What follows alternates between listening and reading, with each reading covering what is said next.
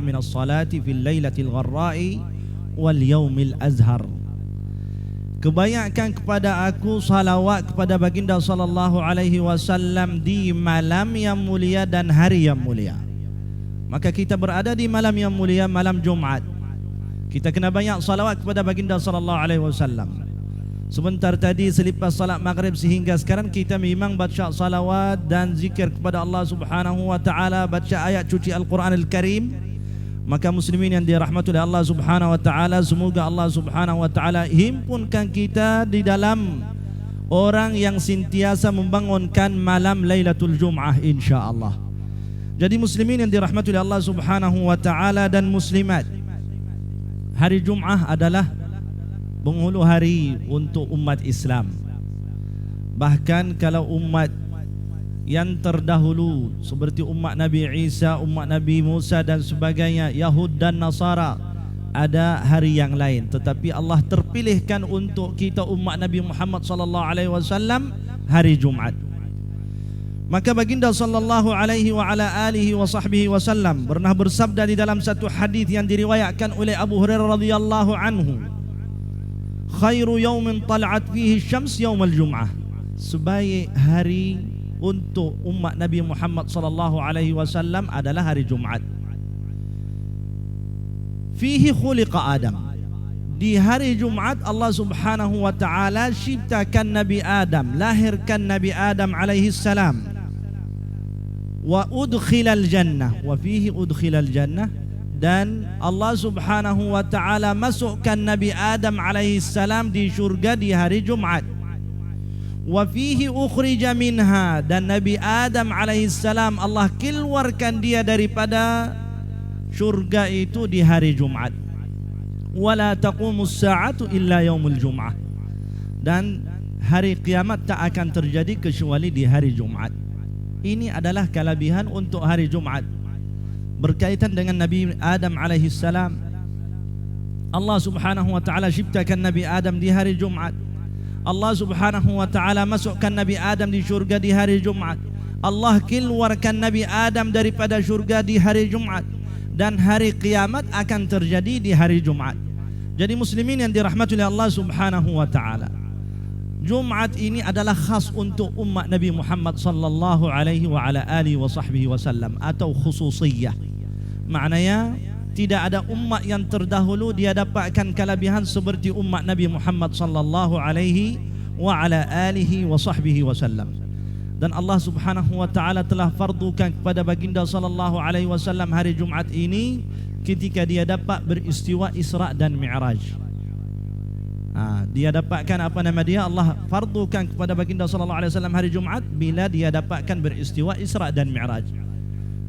Sementara baginda sallallahu alaihi wasallam ketika dia berdakwah di kota Makkah Al-Mukarramah tidak pernah walaupun sekali melaksanakan salat Jumaat di Makkah Al-Mukarramah. Kenapa tuan-tuan? Kerana ketika itu orang yang masuk di dalam agama Islam masih lagi sedikit. Yang kedua, apabila kita nak laksanakan Jum'ah ini pasti kena ada banyak, dan seterusnya kita kena berani untuk apa nama dia, menzahirkan syiar agama Islam ini. Bahkan baginda sallallahu alaihi wasallam ketika itu baru dia mulakan dakwah.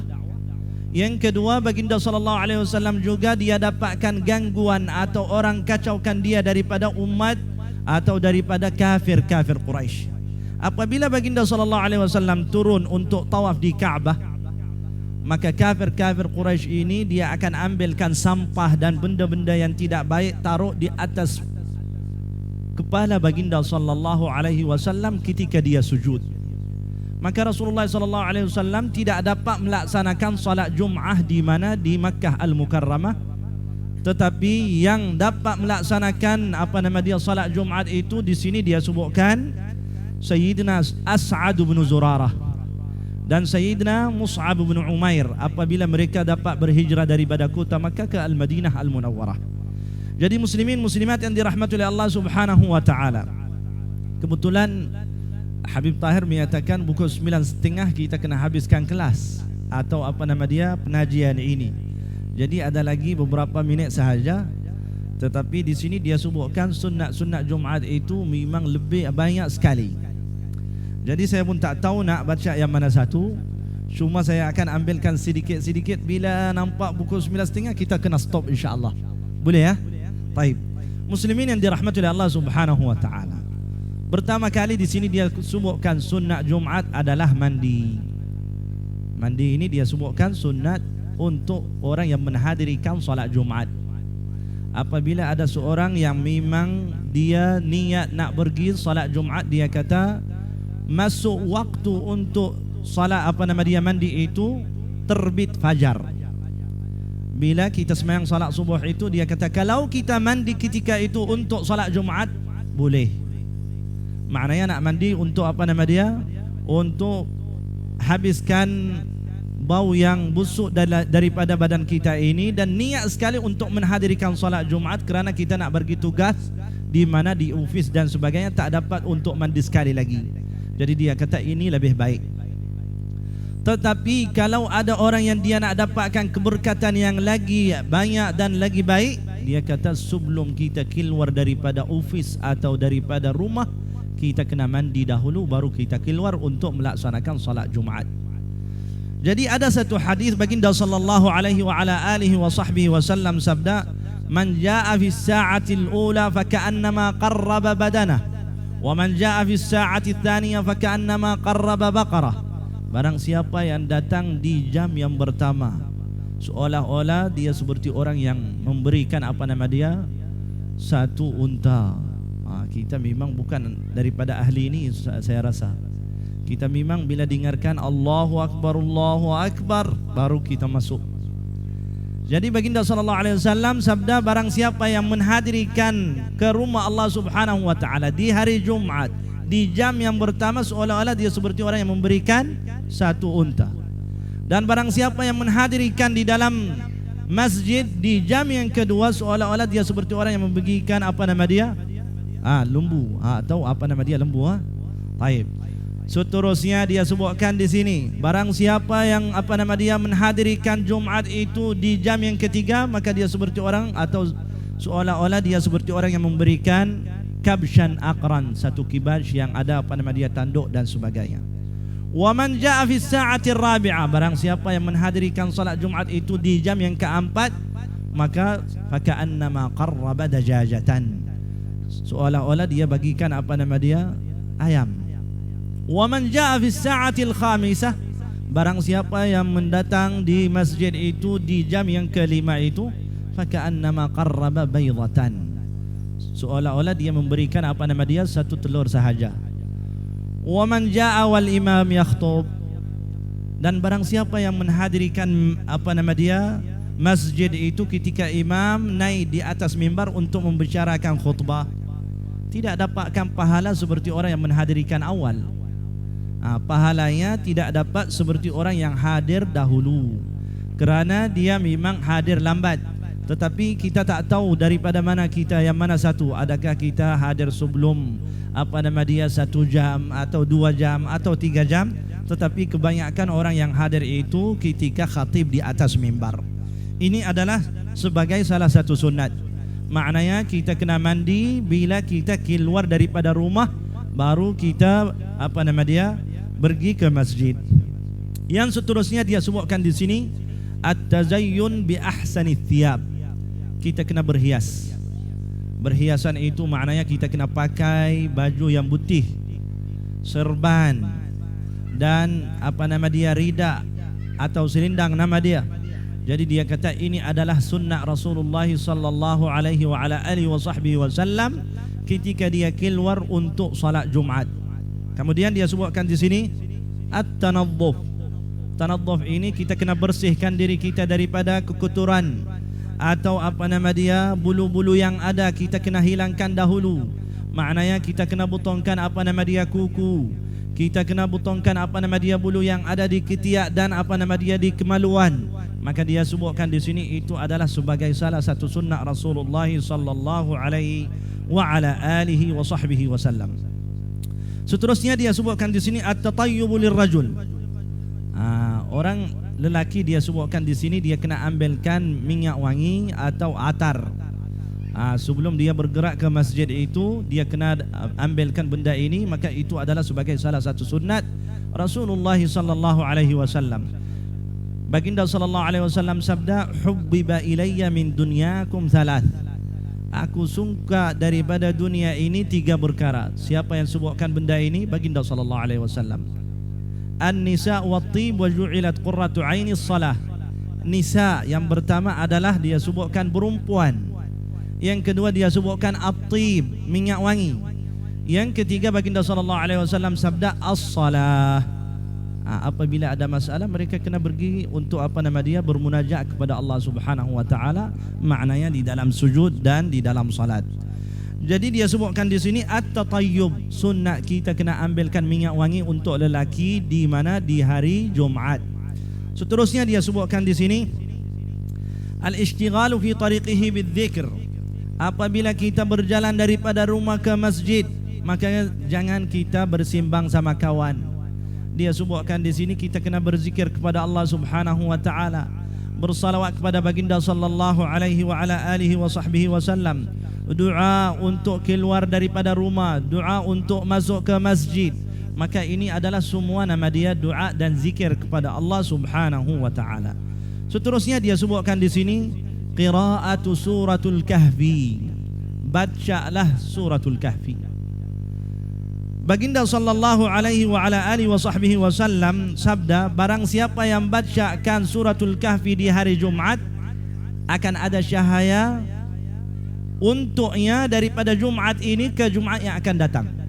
Ini khas untuk orang yang dia baca suratul kahfi. Tapi baca suratul kahfi bagaimana? Ini bukan khas untuk lelaki, bahkan untuk lelaki dan perempuan. Jadi dia sebutkan di sini, kalau kita memang tak sanggup nak bacakan suratul kahfi itu semua di dalam satu waktu atau satu masa atau 30 minit, boleh kita baca di waktu pagi itu 5 page. Selepas salat zuhur atau salat Jumaat itu kita kena habiskan.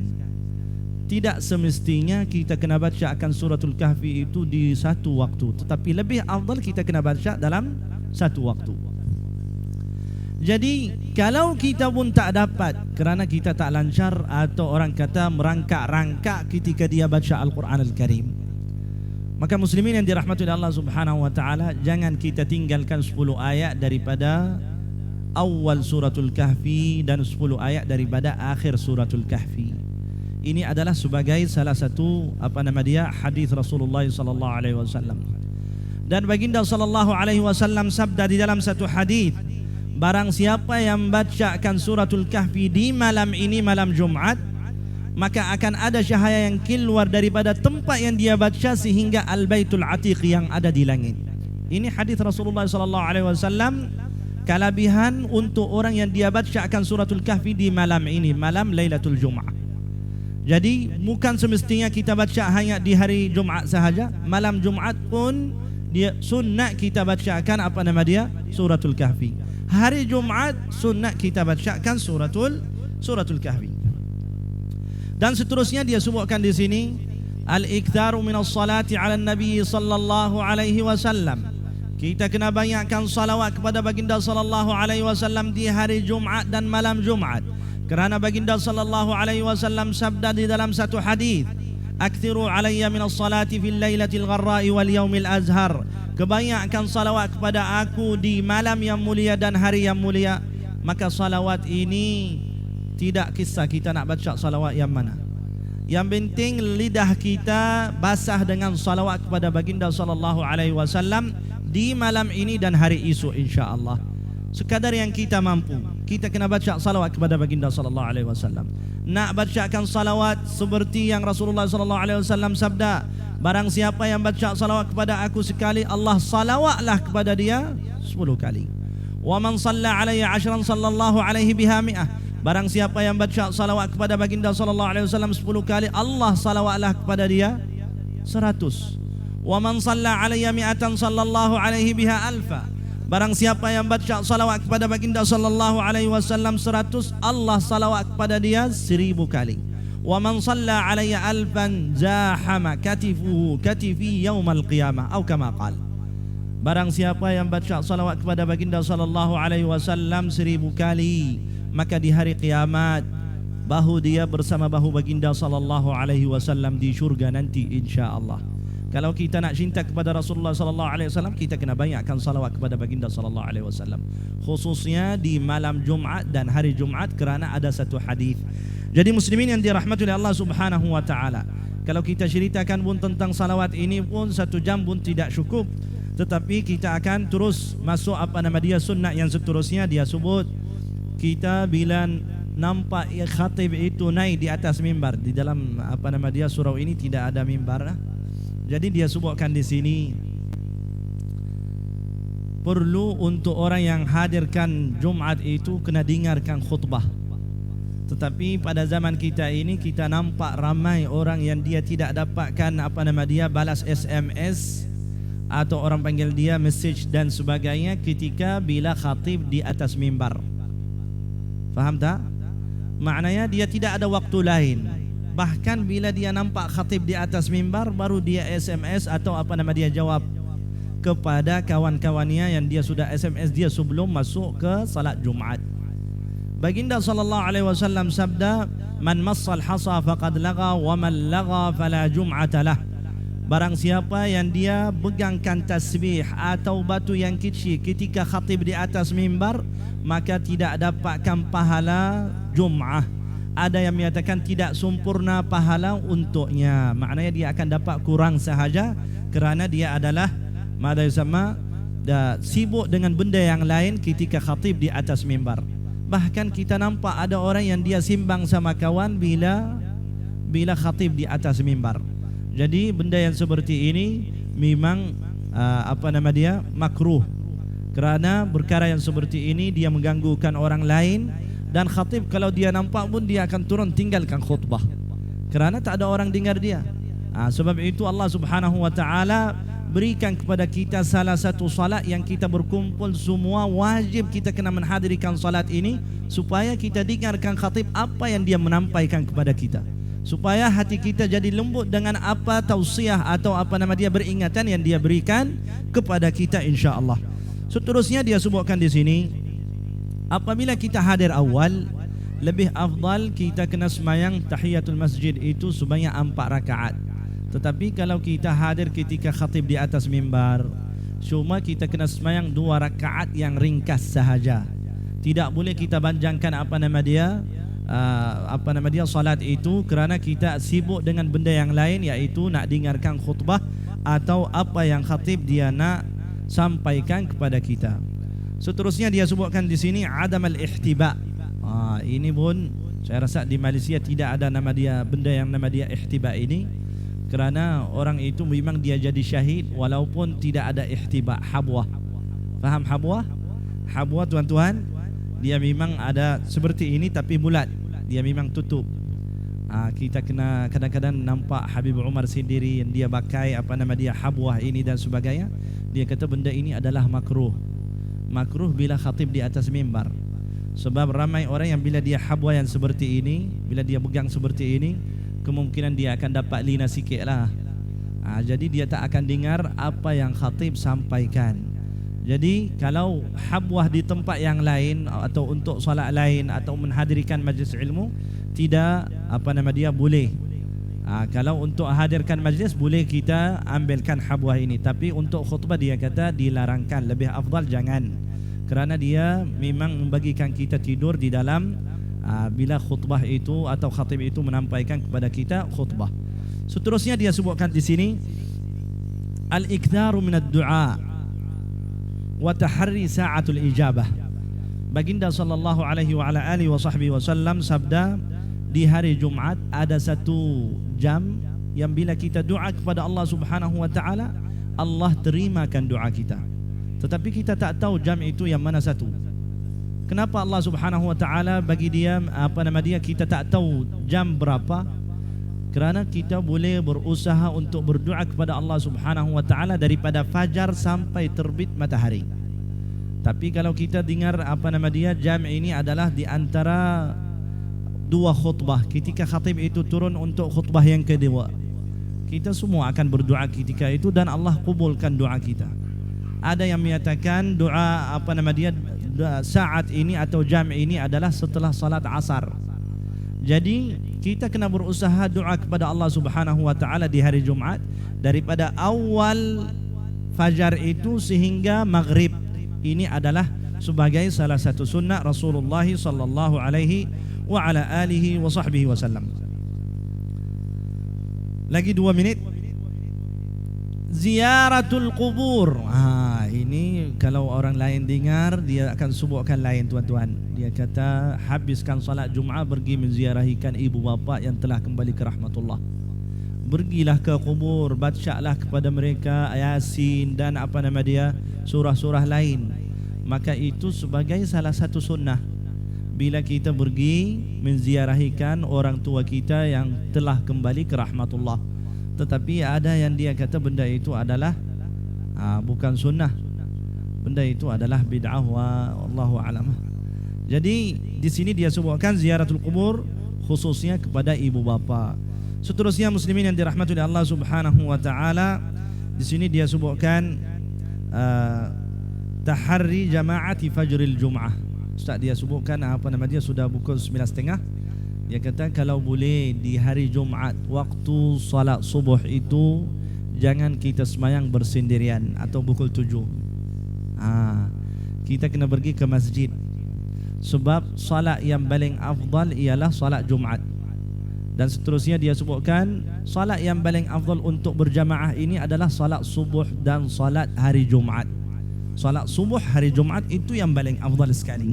Kalau boleh jangan kita tinggalkan esok jadi syahid sampai pukul 7 ya. Dia sebutkan di sini kalau boleh di hari Jumaat itu waktu azan terus kita kena pergi sembahyang salat Jumaat di masjid atau surau yang terdekat ke rumah kita.